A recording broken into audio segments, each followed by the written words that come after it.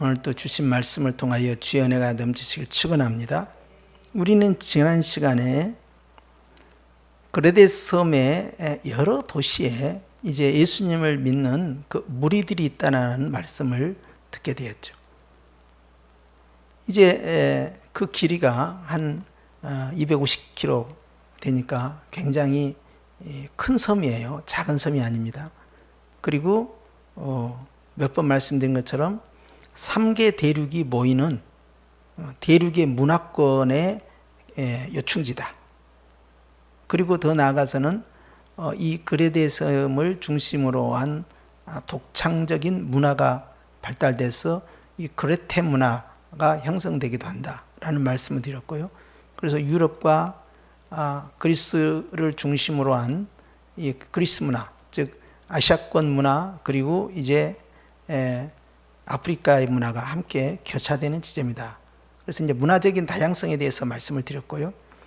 그리고 이제 이 지역에 있는 사람들 가운데 적지 않은 숫자가 유대인들이 이곳에 거주하고 있다.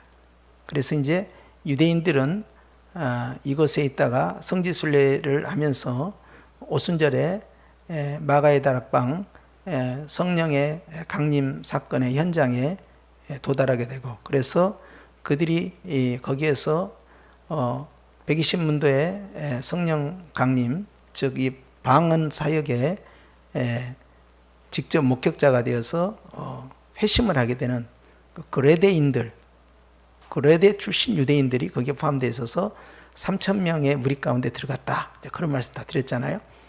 유대인들이 그러면 이 그레데 섬에 이제 많이 퍼져 있는 거죠.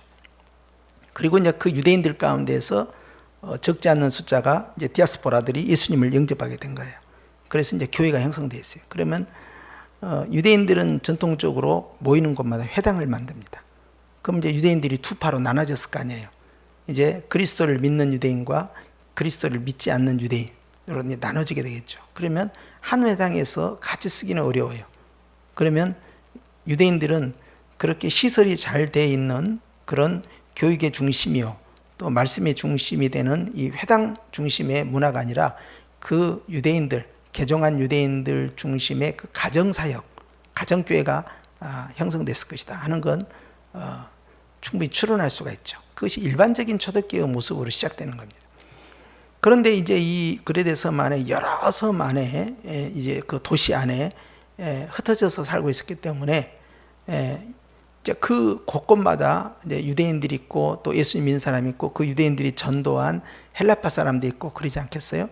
그런데 이제 바울이 이 그레데 섬에다 디도를 보내서 하는 것은 각 섬에 예수님 믿는 사람들이 다 있다 이 말이에요. 전도는 다 됐어. 그런데 그 사람들을 모아서 조직을 형성해야 돼요. 구조화를 시켜야 됩니다. 그래서 회장 누구야, 서기 누구야, 뭐 회계 누구야, 총무 누구야, 그렇게 하는 것처럼 이제 조직을 해야 될 거 아니에요. 그러니까 그들을 가르치는, 그들에게 말씀을 양육할 수 있는 리더는 누구로 하냐, 목자를 세워야 되고, 그 다음에 또 그들을 잘 섬길 수 있는 감독을 세워야 될 거 아니에요. 그래서 우리가 지난 시간에 봤던 이 6절의 이 장로나 또는 이제 이 7절의 감독은 사실 대동소이 똑같은 내용입니다. 그래서 표현을 어떨 때는 장로라고 표현하고 어떨 때는 감독이라고 표현하는데요. 그건 기능에 따라 달라져요. 가령 장로다 그러면은 그 사람이 가지고 있는 권위를 상징할 때는 장로하고 이 단어를 쓰게 됩니다. 감독이라는 것은요, 그 사람이 기능적 사역이에요. 그래서 내가 어떤 기능을 하느냐, 내가 어떤 직책의 기능을 수행하느냐 할 때 나는 감독의 기능을 수행한다 하는 뜻이에요. 그래서 똑같은 사람이지만 권위를 상징할 때는 장로, 그 다음에 그 사람이 수행하는 업무와 관련해서 기능적인 걸 표현할 때는 그것은 감독, 이렇게 표현해서 두 내용이 같다 하는 것입니다. 그런데 장로에 대해서는 세 가지를 지적했어요. 6절에 보면 책망할 것이 없어야 한다, 첫째가. 두 번째는 한 아내의 남편이 돼야 된다. 그래서 부부관계에 대해서 따져 물었잖아요. 세 번째는 이제 자녀 문제죠. 방탕하다는 비난을 받거나 불순종한 일이 없는 믿는 자녀를 둔 자라야 한다. 이게 자녀들의 신앙까지 다 훑어봐야 돼요. 자녀의 신앙이 좋아야 되고 그 신앙 좋은 자녀와 아버지와의 관계가 좋으냐. 그래서 아버지의 말씀에 순종하느냐 이 말이에요. 가령 예수님 안 믿는다든지 안 돼. 그 다음에 또 예수님을 믿는데 아버지와 함께 같은 신앙을 따르지 않는 거예요. 나는 가령 우리가 지금 장로교잖아요. 근데 난 성결교가 좋아. 아니 나 감리교가 좋아. 나는 순복음이 좋아. 하면서 자기가 선택을 한다. 결혼하기 전에는요 부모의 신앙을 따라가 줘야 돼요. 그러니까 이 장로는 자녀와의 관계에 있어서의 부모의 권위를 유지하고 있느냐 하는 거예요. 그 다음에 부부관계에 있어서도 일부 일처제를 주장하는 겁니다.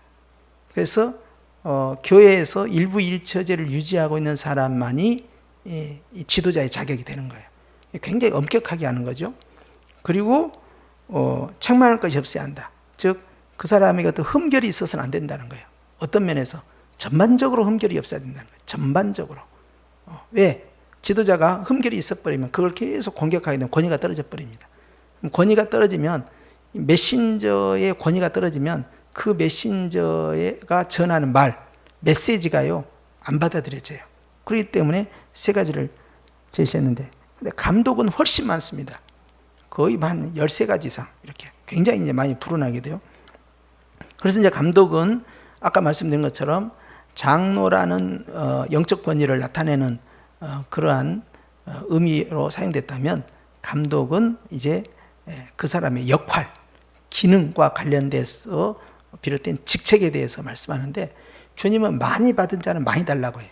그러니까 사명이 크고 직책이 클수록 하나님의 사랑을 많이 받을수록 그 사람은 하나님이 요구하는 것이 더 까다롭습니다. 아주 디테일하게 들어가요. 그런데 예수님을 막 믿는 새 가족 있죠. 이거 완전히 다 풀이야. 예를 들어서 새 가족이 주님 저 아직 담배 못 끊었어. 야야 딴소리 하지 마. 주님 아직 술을 못 끊었어. 이런. 주님 제가 아직 예성품을 다 뜯어고치고 있어. 이리 와봐. 그래서 막 태어난 아기는 똥을 싸도 괜찮습니다. 오줌을 싸도 괜찮습니다. 기저귀를 안 했는데 싸도 괜찮습니다. 했는데 싸도 괜찮습니다. 무엇이든 이쁩니다.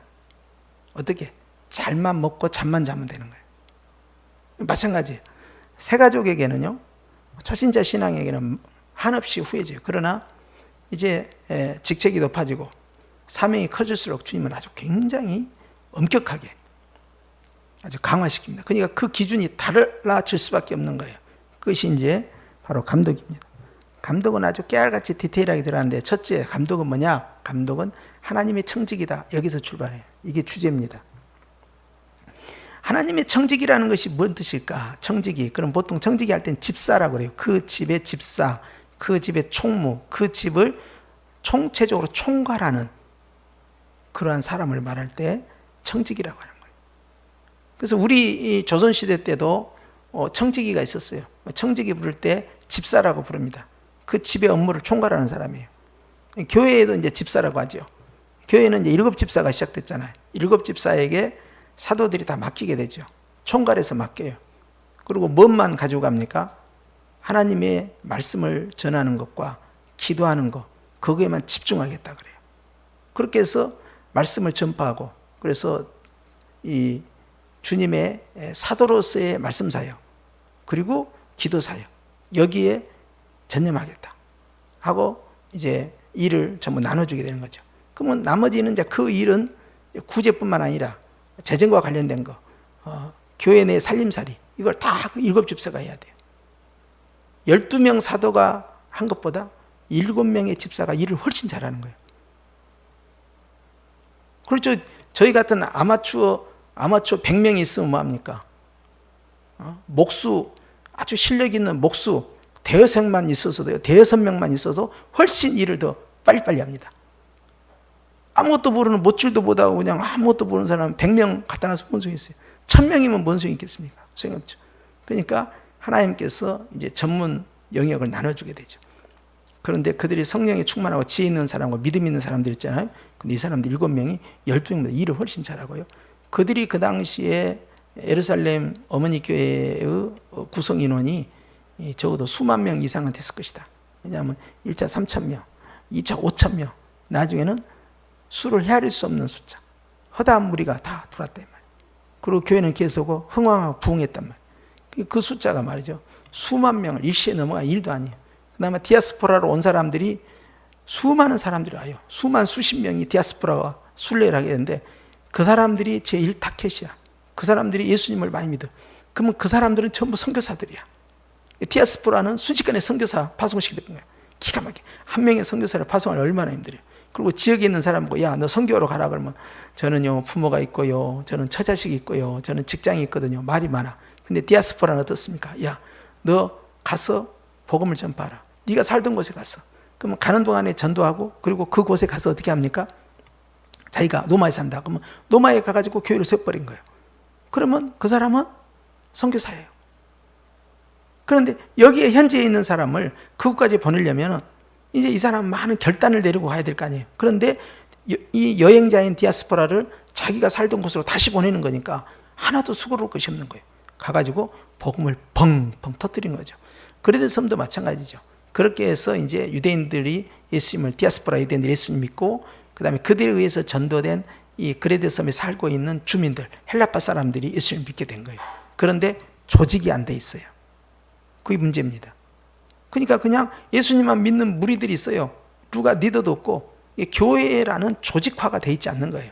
그렇기 때문에 리더를 세우게 되는데 그러면 장로를 세워야 된다. 이들 가운데 우두머리, 영적 권위를 가진 신앙의 아버지를 세워야 될 거 아니에요. 그리고 그들에게 말씀을 전파해야 될 거 아닙니까? 그들의 신앙을 관리를 해야 될 거 아니에요. 그럴 때 그 관리를 담당하는 사람, 그 청지기처럼 전체를 총괄하는 사람, 총괄 감독한 사람을 이제 여기에서 감독이라 한 거예요. 그래서 이제 이 감독은 하나님의 청직이다. 앞에 하나님의 청직이라는 단어가 있었죠. 그것은 하나님 편에 서서 다스리는 자, 이렇게 표현할 수 있어요. 그렇기 때문에 그냥 그 집에서 일하는 머슴이나 머슴들을 총괄하는 사람, 그런 수준이 아닙니다. 하나님의 일꾼이다, 이 뜻이에요. 그러니까 하나님의 편에서 일하는 사람이에요. 이 감독은 늘 주님의 명을 잘 귀담아 드려야 됩니다. 그런데 이 감독을 선발을 할 때 굉장히 까다롭게 디모데에게 요구합니다. 장로에 대해서는 딱 3가지 하면서 야, 흠이 없어야 한다. 야, 부부관계가 좋아야 돼. 그리고 이 자녀들이 신앙이 좋아야 된다. 아버지 말 잘 들어야 한다. 그런데 갑자기 감독이 와서는 아주 디테일하게 만져가기 시작하는데요. 첫째는 책망할 것이 없고, 그것은 이 앞에도 나왔어요. 장로예요. 총괄적인 겁니다. 저 사람에게 무슨 흠결이 있으면 안 된다 이 말이에요. 그것은 장로도 마찬가지예요. 근데 그 다음부터 계속 진행돼요. 제 고집대로 하지 아니하며 그랬어요. 이제 그 사람의 성품까지 시작됩니다. 그 내면의 성품을 이제 다뤄가는 거예요. 자기 고집이 강한 자, 이런 사람은 하나님이 들어쓰지 않습니다. 그러니까 완고한 자, 고집이 센 자는요, 이 사신 우상에게 제사하는 자와 같아요. 이 돼지고기를 가지고요, 하나님 앞에 제사하는 자와 같아요. 안 된다 이 말이에요. 그러니까 자기 고집이 세는 사람이 있는가 하면 그 반대되는 건 뭐냐면 하나님의 말씀에 늘 순종하는 사람. 왜? 하나님의 청직이니까 하나님이 야, 왼쪽으로 가자. 싫어요. 오른쪽. 오른쪽으로 가자. 싫어요. 왼쪽. 누가 그랬어요? 요나가 그런 거지. 자기가 판단한 거예요. 하나님, 니느웨 가라고요? No.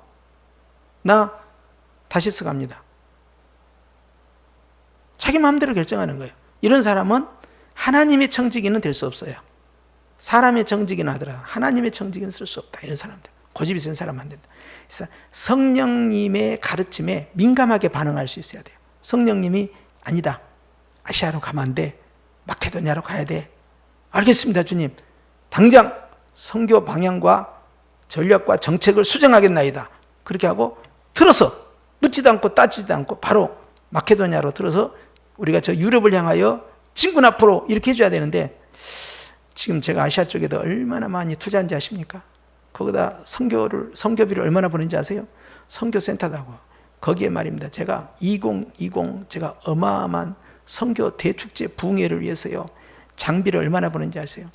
지금 그거 포기할 수 없어요, 전이. 이것은 해야 한다니까요. 자기가 이렇게 주님의 뜻과 다르게 계속 고집을 피우지 않아요. 그런 사람 하나님 못 쓰는 거예요. 근데 하나님의 교회의 감독은 자기 뜻대로 하는 사람이면 안 돼요. 고집이 센 사람은 쓰면 안 돼. 항상 기도를 많이 하고 주님의 음성에 귀를. 왜? 하나님의 정직이니까. 하나님의 정직이는 주인 대신 주님이 뭐라고 하시는가 그걸 귀 기울여야 돼요. 그러니까 거기에 쫑긋해야 돼요. 하나님이라면 어떻게 하실까? 하나님은 무엇을 원하실까? 하나님이 내게 바라시는 것이 무엇일까? 자꾸 이 관점에서 가야 되지. 내 생각엔 말입니다. 제 판단에는 말입니다. 자기 고집만 자꾸 이야기하는 거야. 자기 주장을 자꾸 얘기하는 거야. 그런 사람 하나님 누가 쓰겠어요? 쓸 수가 없는 거예요. 그러니까 일반 가정에서도 그런 사람 싫어하지요. 또 사회에서 그런 사람 싫어해요. 그러나 교회에서는요, 하나님은 그런 사람 멀리합니다. 완고한 자는 하나님이 버리셔요. 이런 사람은 감독으로 쓸 수 없다 하는 거예요. 여기 지 고집대로 하지 않은 사람. 그다음 세 번째는 뭐냐?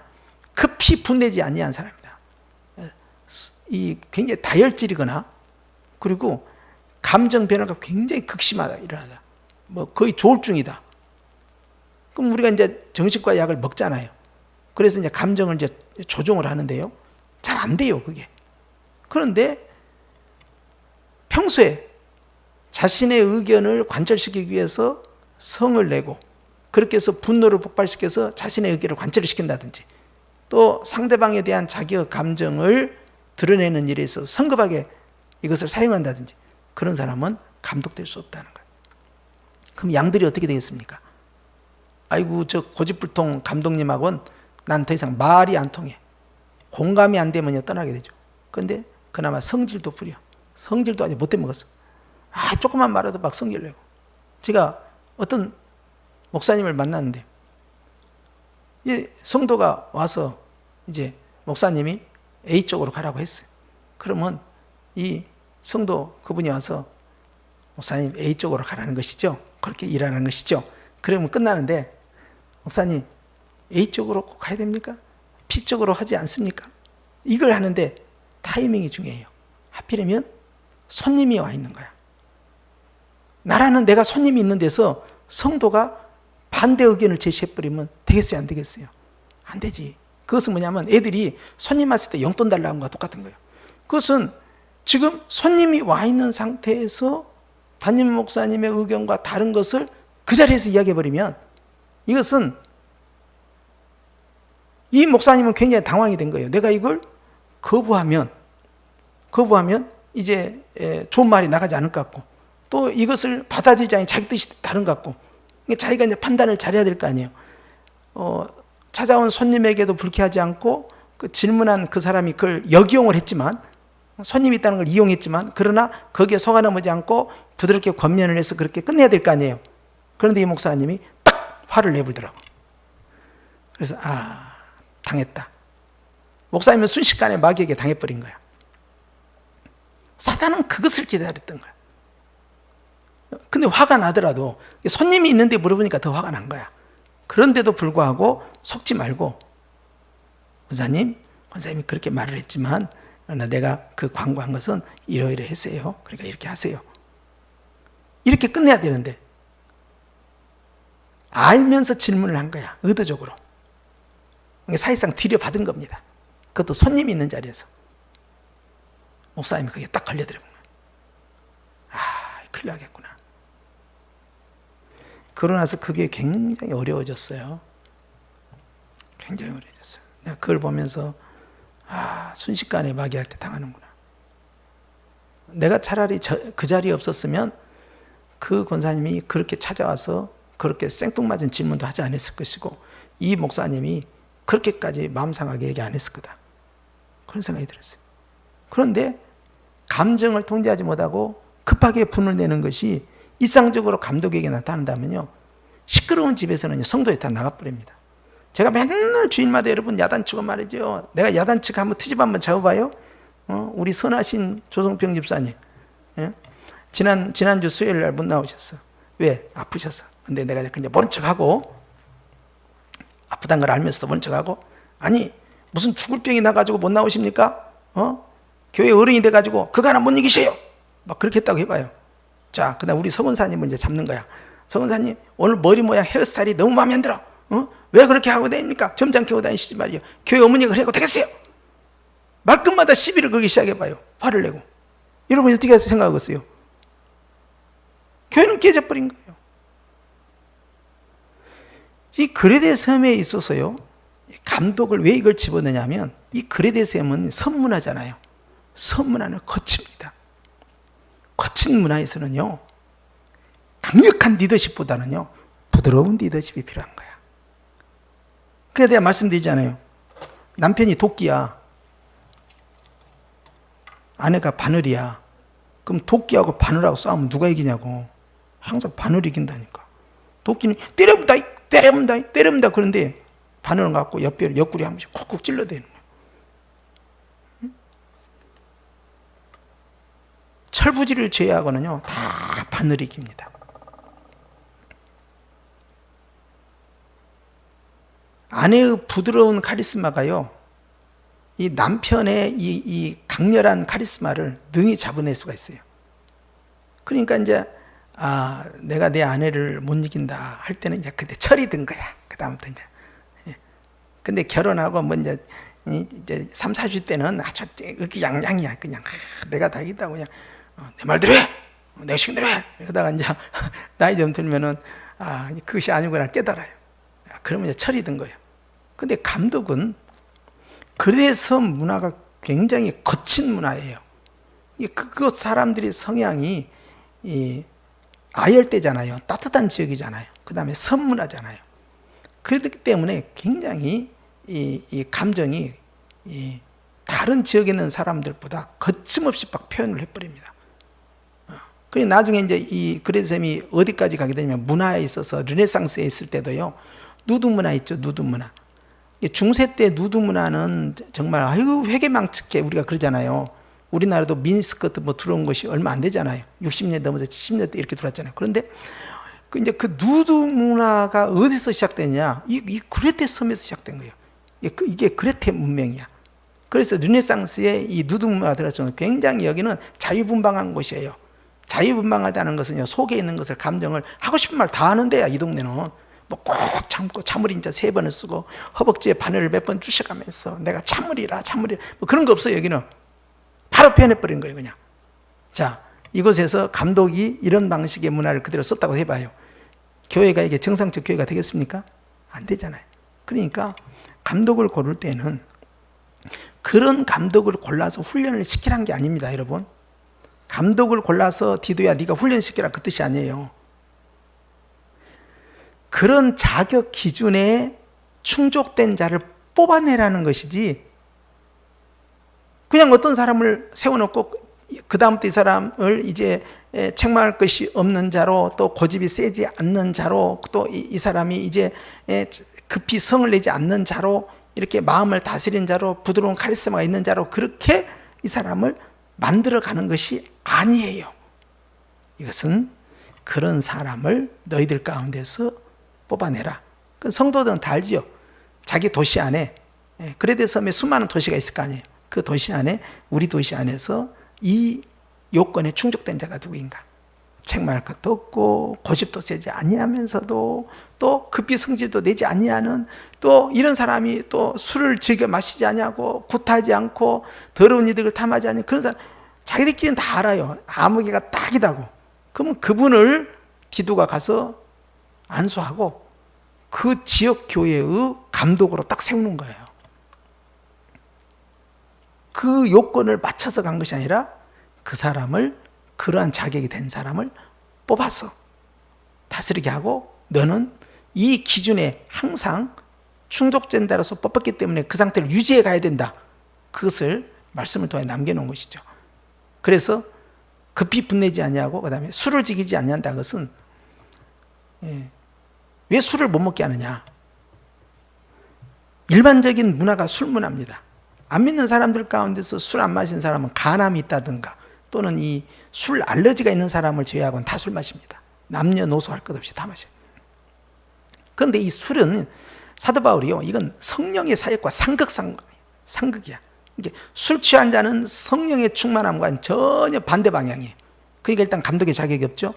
그런데 그레데 섬 문화는요, 술 문화입니다. 술. 유대인들도 다 술 마셔요. 신실한 유대인도 다 술 마십니다. 그러니까 예수님 시대 때도 다 포도주 다 마셨잖아요.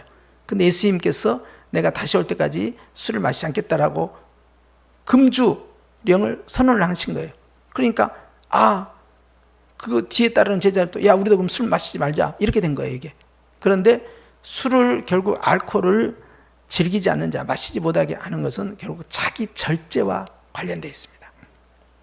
일단 술이 들어가면요, 약을 먹은 것도 자기 통제가 안 되는 거예요. 그러니까 술을 딱 마시면서 이제 이성은 마비되고요.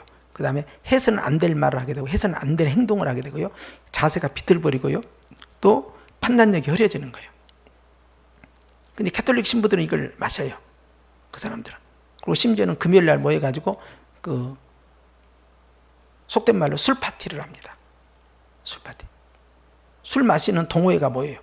담배도 같이 피고 해요. 신부들은. 근데 승려들은 그렇게 안 해요. 승려들 같은 경우는 이제 우리 한국의 전통 승려들 같은 경우는 술하고 고기를 안 해요. 그런데 술과 고기를 하더라고. 어떻게 하는가 보니까 술은 곡차라고 해서 마셔보더라고. 그리고 고기는 이제 식물성 고기 같은 거 있죠. 그래서 이제 그 고기처럼 맛을 만들어. 그래서 이제 콩을 가지고 조리를 해가지고 이제 고기 맛을 만들어. 그것을 먹는데 그건 요즘 현대 그렇고 그 전에 같은 경우는요 고기를 안 먹었어요. 근데 고기를 몰래 먹는 데가 있어요. 결혼도 하는 데가 있어요. 그러니까 조계종이 가지고 있는 문화와 이제 그 태고종, 천태종 이런 분파들이 있는데요. 이 사람들은 또 다릅니다. 이 사람들은요 결혼도 하고 아내도 있고요, 자식도 놓고 그리고 술도 마시고 고기도 먹고 그렇게 해요. 자, 여러 종의 다양해요. 그 우리나라의 이런 조계종을 중심으로 한 이 대승불교하고요, 저 인도나 저런 그 이 네팔이나 티베트 이런 쪽에 이 소승불교하고는 문화가 또 다릅니다. 거기는. 근데 우리는 대중성을 갖기 위해서 대승불교를 유지했죠. 이제 그 시초를 원효 대사로 두죠. 우리나라는. 그런데 대승불교에 있어서 술을 마시지 못하게 해요. 특히 우리나라 이제 조계종 같은 경우는. 근데 그러지 않는 이제 교파는 술 마셔요. 그런데 주님이 술을 못 마시게 하는 이유는 처음에 말씀드린 것처럼 절제입니다. 절제가 다 훼손돼 버려요. 그러니까 이거 한 잔이면 어때 하고 딱 마시거든요. 근데 여러분 아셔야 되겠어요. 한 잔은 반드시 두 잔이 됩니다. 두 잔은 반드시 세 잔이 되게 돼 있어요. 그럼 여러분 생각에 포도주는 술이 아닐 것이다. 포도주도 술이에요. 그래서 한국교회는 전통적으로 성찬을 할 때 포도주를 쓰지 않고 포도즙을 써버린 거예요. 어떤 교회는 포도주를 쓰는 데가 있어요 또. 근데 아예 그냥 포도즙을 쓰는 것이 보편적인 그런 이 성례 방법이었어요. 그리고 이제 여러분이 또 이제 속아서는 안 될 것이 와인은 술이 아닐 것이다. 여기에 속아 넘어가면 안 됩니다. 와인은 술이에요. 막걸리도 술이고, 그리고 샴페인, 맥주 다 술이에요 이거. 그런데 술이 아니라고 생각하면 안 돼. 또 이제 강원도는 어디 가면요 점심 먹으러 가잖아요. 그럼 식당에서요 물 이렇게 한 잔씩 줘. 나는 그게 뭔지 모르니까 이게 뭡니까? 그래 마시면 몸에 좋은 거예요 그러더라고. 그래서 마시면 몸에 좋아하고 딱 됐는데 술 냄새가 나는 거야. 술이잖아. 그런데 이 사람들이 이제 약초 같은 거 담은 거 있죠. 이 사람들이 이것을 술이라 하지 않고 몸에 좋은 음료라고 하고 손님들이 접대하는데 어떤 사람은 그걸 마셔. 마시지 말란 이야기야 그걸. 그거 안 먹어도 하나님은요 우리 몸을 다 지켜주셔요. 그 먹을 것이 천지야 지금. 몇만 원만 들고 식당 한번 가봐요. 뷔페 식당 가봐. 아유 보기만 해도 배가 불러. 수백 가지가 쌓여서 수백 가지가. 예? 세상에 우리나라 그런 나라라니까. 근데 여러분 지극히 작은 곳에 틈을 열어주면 안 돼요. 뭐 포도주네, 포도주가 와인이고 와인이가 포도주지 뭐. 근데 뭐 포도주네, 뭐 와인이네, 뭐 샴페인이네, 뭐 약주네, 뭐 산삼주네, 뭐 이거 희석해 가지고 희석해서 뭐 3분의 1을 희석해 가지고 물을 해 가지고 마시면 저녁에 잠이 잘 온대. 성경책 틀어놓으면요 잠 진짜 잘 와요. 성경책 틀어놓으면. 이거 아주 꿀잠이야. 어? 그리고 노인 됐을 땐 잠 잘 안 오는 거예요. 그걸 받아들여야 돼요. 받아들여. 그러니까 잠도 적어주고, 어? 귀눈도 밝아지고 그렇게 하는 거예요. 그런데 이제 그걸 포도주 같은 경우나 이 소주나 또는 무슨 약주 같은 거 이런 걸 막 마셔버려요. 크리스찬들 가운데 굉장히 많습니다. 이런 사람들이. 예? 목사들도 이런 사람이 있어요. 그러지 말아야 말이요. 그렇게 하지 말아요. 다 쓸데없는 덧없는 짓을 하고 있는 거예요. 그게. 예? 그거 한다고 해서 뭐가 좋아질 거 있어요? 없어요. 타락하면 타락하지 경건해지는 않습니다. 이게 쓸데없는 짓을 다 그만둬야 돼요. 예? 특히 감독이 그러면 되겠어요? 리더급들이 그러면 되겠냐고. 목사들이 술 마시면 되겠냐고. 왜 술을 마시냐고. 그게 포도주든 와인이든 무엇이든 간에 약주든 간에 그걸 왜 마시냐고. 예? 양심이 있으면 그럴 수가 있어요. 왜 당신네 교회 저 성도들에게 예? 이번 주 원래는 우리가 와인 파티 합시다 하고 한번 해보지 그래요? 몰래 먹는 술이면서 왜 그것을 그러면 성도들에게 공개도 못할 거 그것을 뒤로 가서 마시고 왜 그러냐고.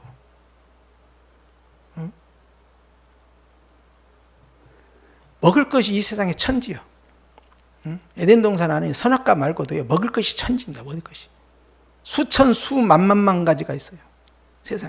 세상에 먹을 것이 없어서 따먹지 말라는 고서 딸랑 따먹어버리고. 예? 먹는 걸로 하나님께 영광을 드려야지. 내가 이 술 한잔 함으로써 맥주 한잔 함으로써 와인 한잔 함으로써 막걸리 한잔 하면서 하나님께 영광이 돼 주님이 기뻐하신다면 100번 1000번이라도 마셔버려야지. 근데 하나님이 그냥 막 영광 받으시고 기뻐하셔. 아유 사랑하는 아들아 네가 그거 한 잔 쭉 들이키러가. 내가 너무 사랑하고 좋아한다. 얼른 먹어라. 아이고 아들아. 그러면 내가 1000만 번이라도 마시겠어. 마시지 말라고잖아. 마시지 마라. 목사님 술을 즐기지 말라고 했지 술을 마시지 말라고는 안 했잖아요.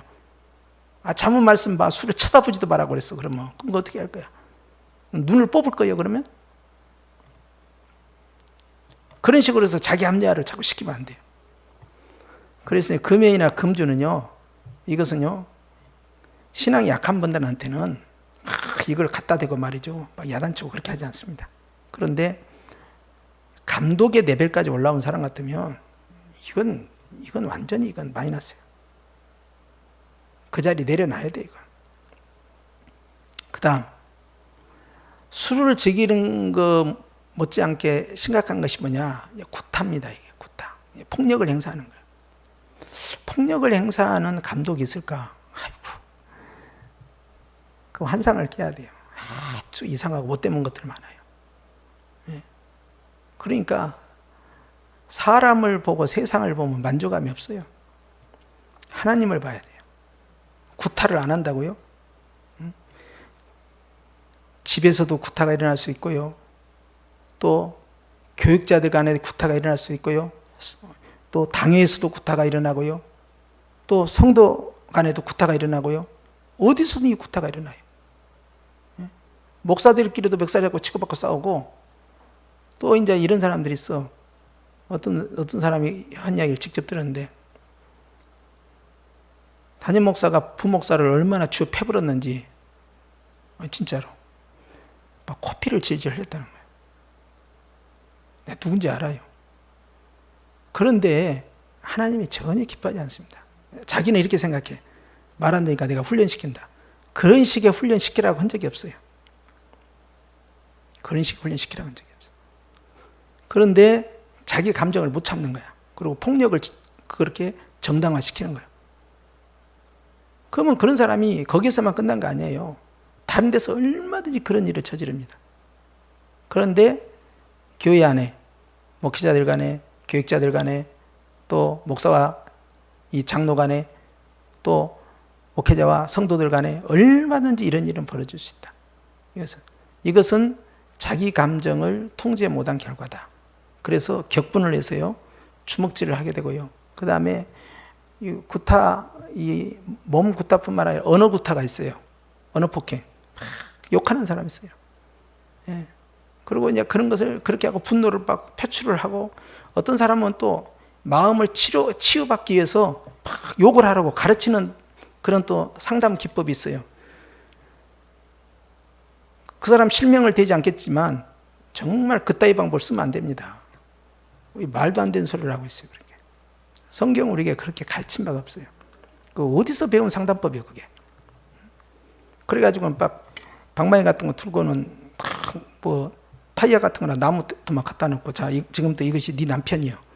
지금부터 네 속에 있는 거 다 끄집어서 이야기하고 막 욕도 하고 네 감정을 터뜨려라. 막 때리면서, 몽둥이가 막 때리면서, 이 XX야 그러면서 막 때리고 욕하고, 그냥 네가 왜 그랬냐는 둥, 내가 너 때문에 내 인생 망쳤다는 둥, 네가 지난번에 나 때린 거 내가 지금도 기억난다는 둥, 내가 더 죽여버리겠다는 둥, 뭐 별별 소리를 하면서 막 때리게 만들어.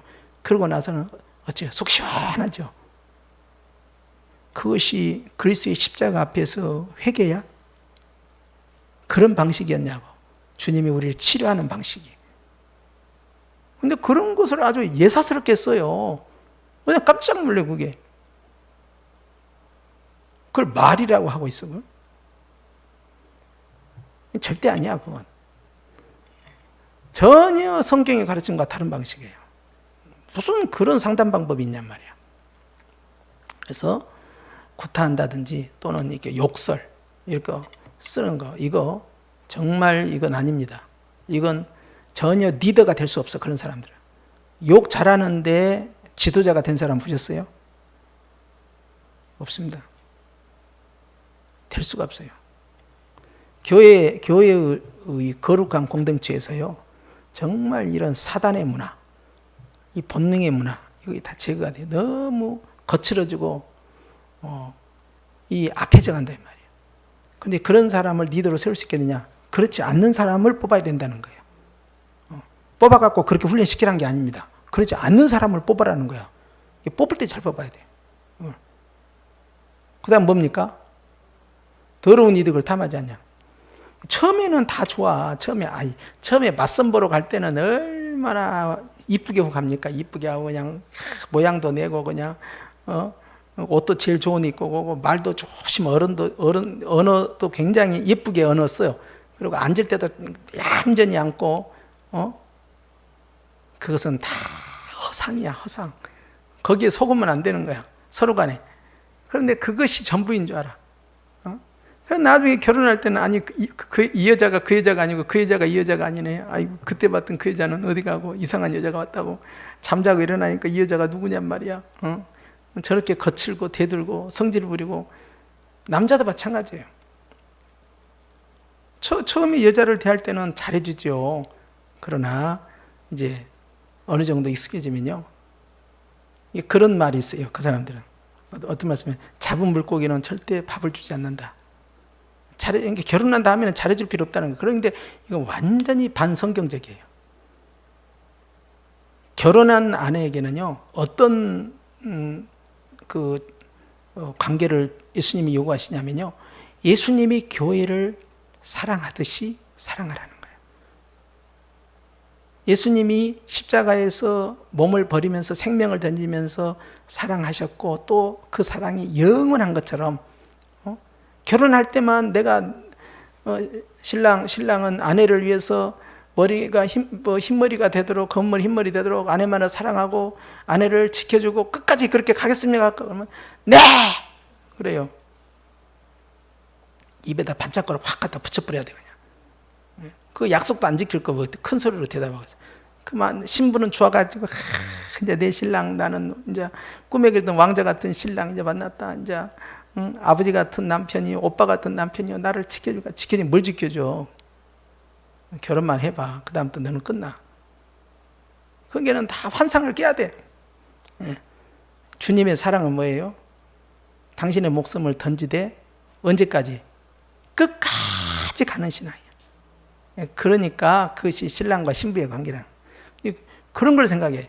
근데 마지막에 이 더러운 이득을 탐하지 아니하며 그랬잖아요.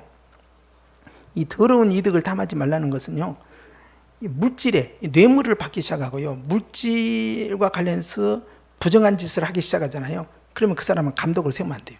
근데 사도들 가운데 이런 일이 벌어진 거예요. 그게 바로 누굽니까? 가룟 유다예요. 유다는 정말 12명의 제자 가운데 한 무리로서 말이에요. 권능을 나타내고 귀신을 쫓아 병든 자를 고치고 안전병 이렇게 세우고 그런 말이죠. 은사를 베푼 자예요. 그리스도의 복음을 전하는 자고요. 그 다음에 무리, 예수님의 무리의 재정을 담당했어요. 재정을 담당한다는 것은 이 사람이 계산도 빠르고 말이죠. 믿을만 하니까 재정을 담당했을 거 아니에요. 그런데 바로 그 사람이 주님을 파는 자예요. 근데 예수님께서 중요한 기적의 사역 가운데 3인을 데리고 다니시는데 그때는 베드로와 야고보 요한입니다. 그런데 꼭 유다는 빠져요. 유다는 저 꼴등이 항상 12번째 제자가 아니라 아주 12번에서 끼지도 못해. 그런데 꼭 배신 때릴 때만 유다가 등장해. 그리고 이제 이 향유를 갖다 부어버린 그 여인을 보면서 어찌하여 이 기름을 낭비하느냐, 이것을 가난한 자에게 나눠주면 얼마나 좋을 뻔했느냐, 아빠. 그렇게 하면서 이제 돈이 아깝다 이 말이지. 왜 예수님한테 한 방울만 똑 떨어뜨리지 말이죠. 그걸 갖다 다 쏟아 부어버리냐. 그때 주님은 저가 나를 많이 사랑함으로 이렇게 했다. 두 번째는 저가 나의 장례를 지금 진행하고 있는 것이다. 미리 장례식을 치르는 거라는 거예요. 그 다음에 세 번째 뭐라고 말씀하십니까? 가난한 자는 너희들에게 많이 있다. 언제든지 도와줄 수 있다. 그러나 나는 항상 있는 게 아니다. 그래서 그럼 뭐예요? 유다야, 너는 저 여인의 반의 반도 못한다. 너는 나보다도 나를 통해서 얻어지는 돈, 거기에만 관심이 있지? 그거예요.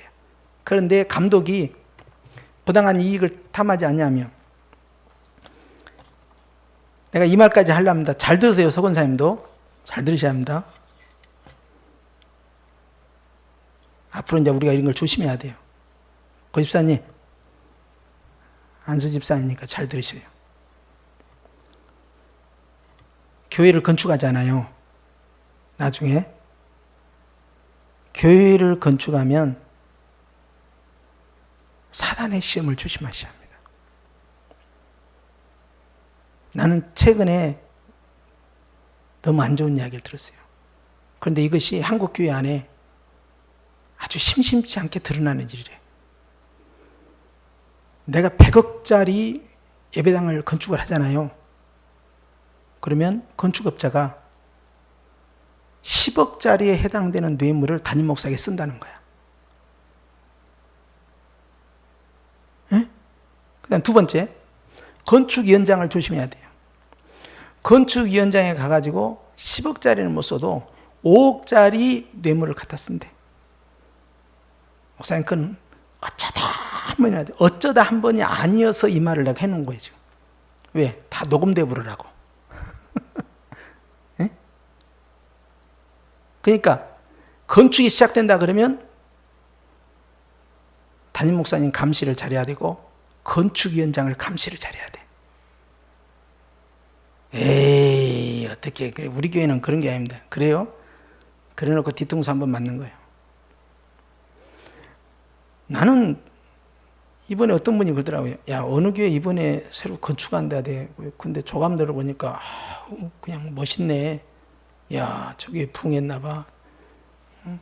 그래서 빛이 없나 봐. 저렇게 요즘 같은 불경기에 건축을 시도하면 이렇게까지 보통 해석하잖아요.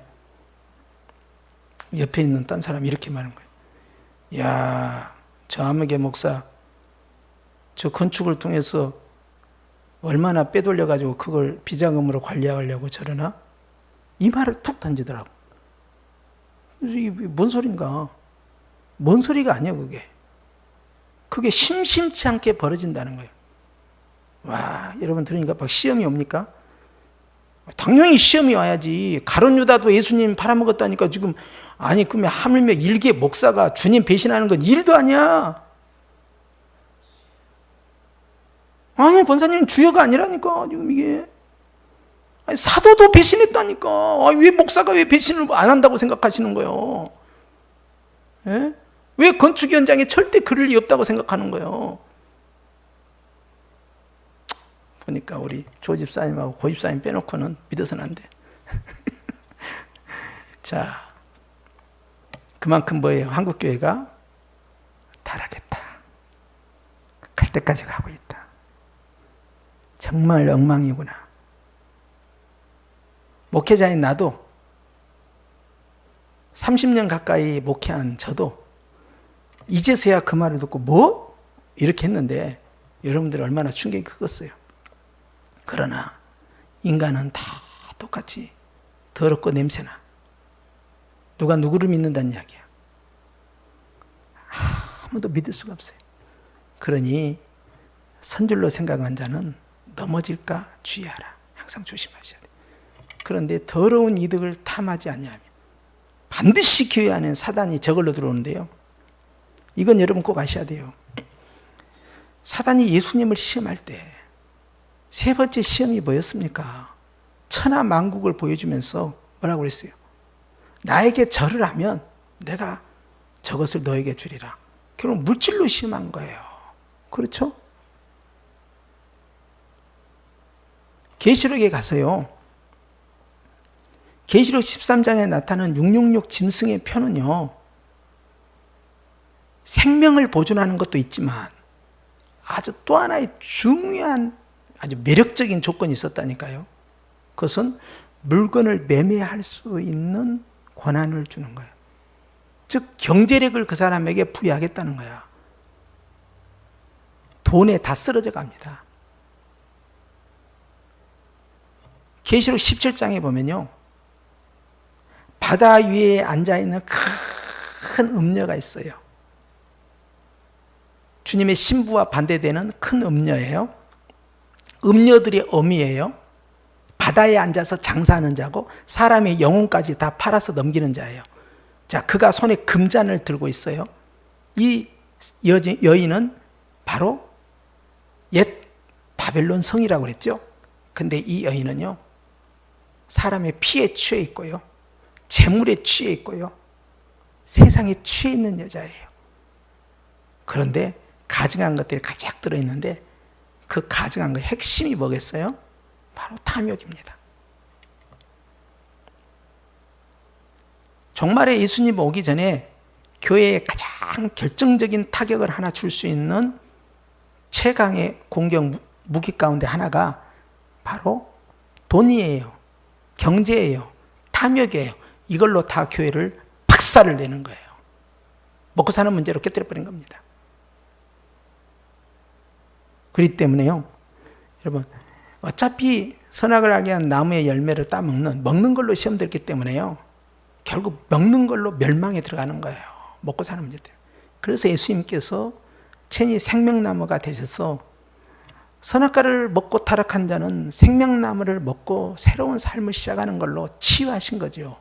그런데 그 생명과일을 먹지 못한 자는, 즉 예수 그리스도를 먹지 못한 자는요, 다 그 탐욕에 찌들어서 탐욕 가운데 살다가 탐욕의 길로 가는 거예요. 그것이 멸망의 길입니다. 그런데 교회의 지도자가, 교회의 리더가, 교회의 감독이 더러운 이득을 탐하고 뒷돈 뒤로 돌리려고 하고 말이죠. 빙산의 일각이야, 이런 것은.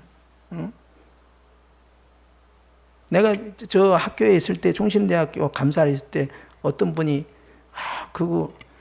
거기에다가 뭔가 납품할 수 있도록 좀 길을 좀 열어달라고 어떤 분이 그래요. 근데 여기는 전부 수의계약 안 하고 공개 입찰을 한답니다. 그리고 그런 것을 하지 못하도록 잡아내는 역할이 바로 접니다 그랬어요. 아니 근데 누구한테 정탁하고 있냐고. 비일비재합니다. 어느 조직이든, 그것이 교계든 교계 밖이든.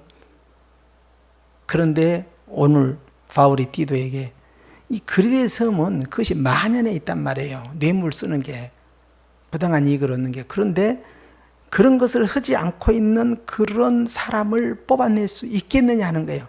이게 얼마나 까다롭게 들어가는 거예요. 이것이 바로 7절에 나와 있는 거예요. 여기만 해도 벌써 몇 가지입니까? 책망할 것이 없고, 제 고집대로 하지 않고, 분내지 아니하고, 술을 즐기지 아니하고, 굿하지 아니하고, 더러운 이득을 이것만 해도 6가지입니다. 앞에 전체 조건이 3가지였어요. 장로는. 감독은 벌써 6가지예요. 아직도 7개가 남았어요. 얼마나 까다롭게 선별을 해야 돼요. 고르고. 성도의 리더로 세운다는 것은 얼마나 까다로운지 몰라요. 그렇게 해서 그 가운데서 흠이 없는 자 딱 하나를 끄져 올리는 거예요. 그것이 그 도시의 리더야, 감독이야. 그렇게 해야만이 복음이 회방을 받지 않기 때문에 그래요. 연약한 성도는 흠결이 있어도 그들을 리드하는 자는 흠결이 없어야 된다는 거예요. 이것이 지도자의 모습이어야 된다는 겁니다. 자, 오늘 여기까지 말씀을 마치겠는데요. 마지막 부분을 주의하십시오. 교회의 리더가 더러운 이득, 즉 돈의 탐욕이 시작되는 순간에 그 공동체는 반드시 파괴된다. 그래서 오늘날 이거 분쟁하는 교회 있죠. 여러 가지가 있어요. 그 여러 가지 그 분쟁의 그 이유들이 있습니다. 뭐 때문에 그랬다, 뭐 때문에 했다, 뭐 때문에 했다 있어요. 근데 그 뭐 때문에 했다라는 이유가 몇 가지 가운데에서 아주 중요한 이유 하나가 있어요. 그게 뭐냐면 다 돈 이야기야. 돈을 건드려 버린 거예요. 땅을 몰래 팔아먹었다든지, 돈을 몰래 써버렸다든지, 돈을 뒤로 돌려버렸다든지, 돈과 관련된 것이 계속 생겨요. 결국. 그래서 돈 때문에 교회가 산사조각 나버려요. 그것만 있다는 건 아니지만 아주 중요한 역할을 한다는 거예요. 그러니 리더는요, 여기로부터 벗어나는 사람을 리더로 세우는 게 굉장히 중요하다는 거예요. 그건 누가 알겠어요, 그걸? 디도가 그렇게 고르지만 누가 알겠어요? 성도들이 다 알죠, 벌써. 누가 제일 감독감이라는 걸. 추천을 받을 거 아니에요.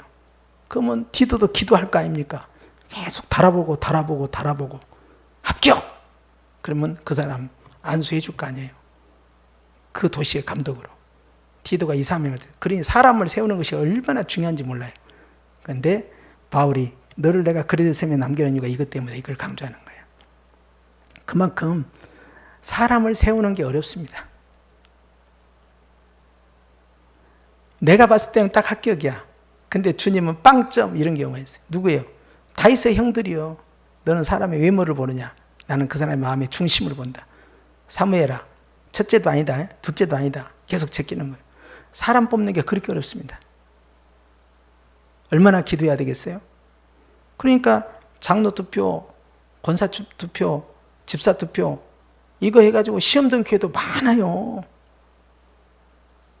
투표했는데 떨어져 버렸다. 적게 나왔다. 얼마나 많이 시험 든지 모릅니다. 교회의 분열의 요소는 여러 가지가 작용되는데 지도자를 뽑는다는 것은 굉장히 어려운 부분이다. 그만큼 중요한 문제이기 때문에 바울이 디도에게 특별히 부탁한 거예요. 이 디도가 잘해냈을까요? 아주 잘해내죠. 그래서 그레데 섬을 이제 완전히 든든한 반석 위에 세우는 교회로 세우고 그가 이 그레데 섬에서 끝까지 일평생 죽을 때까지 사역을 하게 됩니다. 그래서 우리가 오늘 여기까지 말씀 마치겠는데요. 감독이 되기 위해서는 얼마나 어려운가. 아주 구체적이다. 그러나 이걸로 끝난 것이 아니다. 아직도 7가지가 남아있다. 기억하시고 다음 주에 말씀을 이어가도록 하겠습니다. 기도하십시다. 하나님 아버지 감사합니다.